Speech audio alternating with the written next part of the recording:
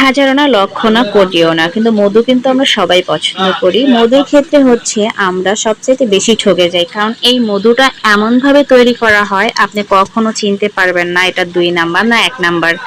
বাসাবাড়িতে বিক্রি করতে আসে, এমনকি দোকানেও বিক্রি করে যারা, তারা কিন্তু সবাই এমন ভাবে আপনাকে বুঝাবে যে এটা অরিজিনাল মধু। সেই ক্ষেত্রে আপনি কিন্তু কিনে বাসায় নিয়ে যাচ্ছেন, সেই মধুগুলাই খাচ্ছেন।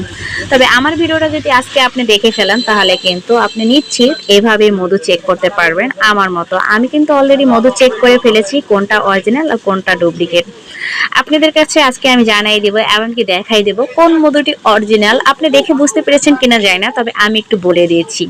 এখানে 5 রকমের মধু আছে। প্রথমে আমি ওই মধুটা ঢেলেছি, তারপর দ্বিতীয়ত এই মধুটা ঢেলেছি, তারপরে আমি তৃতীয়ত যে মধুটা ঢেলেছি মাঝে, তারপরে সামনের মধুটা চতুর্থবার, পঞ্চমবার হচ্ছে আমি যেটা একবার লিকুইড ফ্রেশ একটা মধু দেখতে পাচ্ছেন এই মধুটা ঢেলেছি।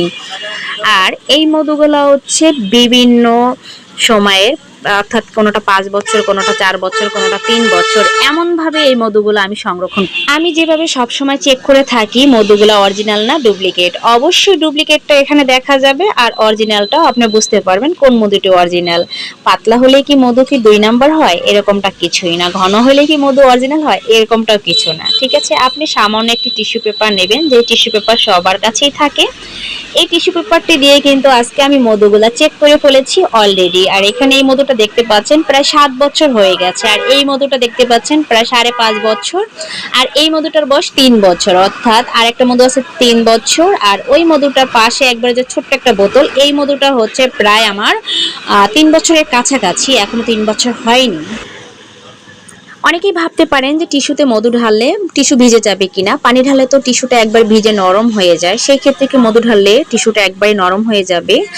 এটা আপনার মধুর উপরে নির্ভর করবে। আপনার মধু যদি 2 নাম্বার হয়ে থাকে, টিস্যুটা একবারে ভিজে একবারে নিচ থেকে আপনার চলে যাবে মধুটা।